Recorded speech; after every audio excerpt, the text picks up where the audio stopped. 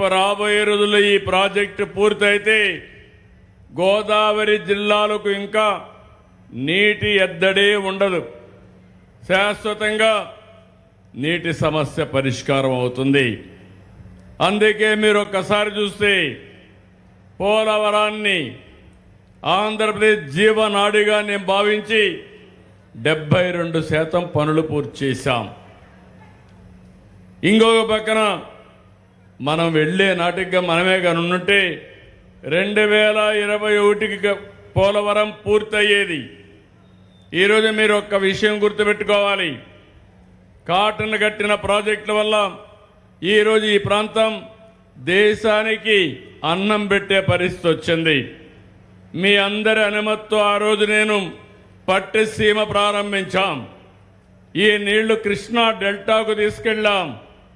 కృష్ణా డెల్టాలో వాడే నీళ్లు శ్రీశైలం నిల్వ చేసి రాయలసీమకిచ్చాం. ఆ ఒక్క నిర్ణయం రాయలసీమ దశ దిశ మారిపోయింది. కియా మోటార్స్ వచ్చింది. నేను అక్కడ మైక్రో ఇరిగేషన్ పెట్టాను. ఇంకో పక్క అక్కడ ఇచ్చిన నీళ్లు 1 ఎకరాకు మామూలుగా వాడే నీళ్లు 2.5-3-4 ఎకరాలకు వాడారు.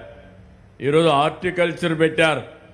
హార్టికల్చర్ పెడితే రాష్ట్రానికి అత్యధిక తలసరి ఆదాయం జిల్లా లింగాల జిల్లాగా తయారయ్యే లింగాల మండలం తయారయ్యే పరిస్థితి వచ్చింది.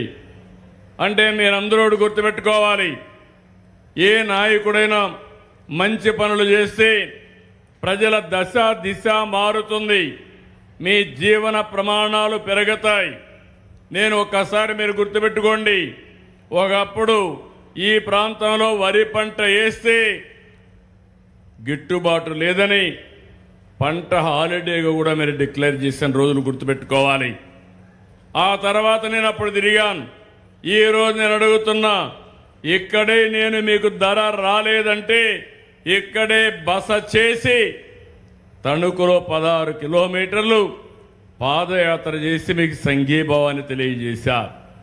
ఈరోజు నేను రైతాంగాన్ని అడుగుతున్నా, 24 గంటల నుంచి 48 గంటల్లో రైతు ధాన్యం ఇచ్చిన వెంటనే మీ అకౌంట్లో డబ్బులు వేసే బాధ్యత ఈ ప్రభుత్వం తీసుకున్నాం.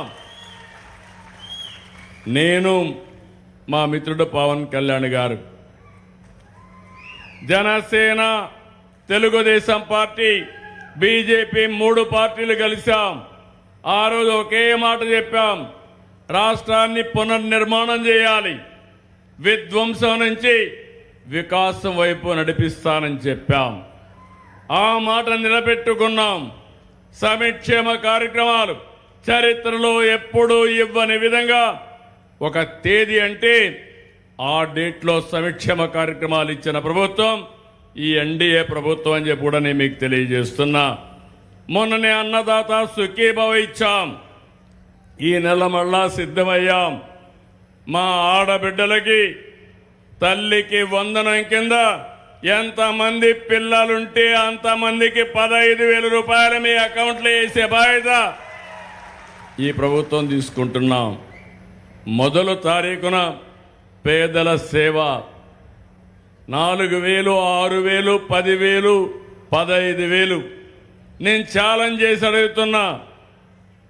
ఒక భారతదేశంలోనే కాదు, ప్రపంచంలో ఎక్కడ కూడా ఇవ్వని విధంగా సంక్షేమ కార్యక్రమాలు ఇచ్చాం. ఈరోజు ఒక పక్క సంక్షేమ కార్యక్రమాలు ఇచ్చాం, ఇంకో పక్క అభివృద్ధిని పరిగెత్తిస్తున్నాం. ఏదైతే గోదావరిలో మీరు చూస్తే ఆ రోజు ఏదైతే అతి విలువైన డయాఫామ్ వాల్ 440 కోట్ల రూపాయలు ఖర్చు పెడితే దాన్ని కాపాడలేకుండా గోదావరి పాలు చేసే పరిస్థితికి వచ్చారు. ఈరోజు మళ్ళీ 990 కోట్లు పెట్టాం. పని పూర్తయింది. ఇప్పటికి 89% పనులు పూర్తయినాయి.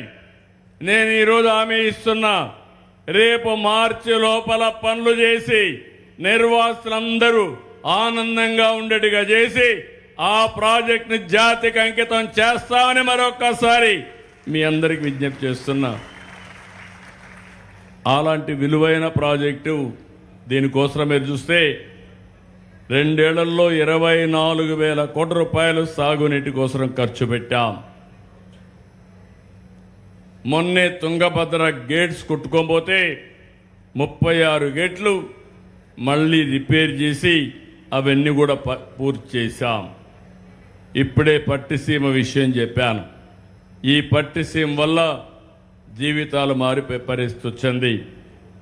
12 ఏళ్లకు ఒకసారి గోదావరి పుష్కరాలు వస్తాయి. 2 పుష్కరాలు నేనే చేశా ముఖ్యమంత్రిగా. మళ్ళీ 3వ పుష్కరాలు, మళ్ళీ రాబోయే సంవత్సరం గోదావరి పుష్కరాలు అత్యంత వైభవంగా చేసే బాధ్యత ఈ ప్రభుత్వం తీసుకుంటుందని చెప్పి నేను మీకు అందరికీ తెలియజేస్తున్నా.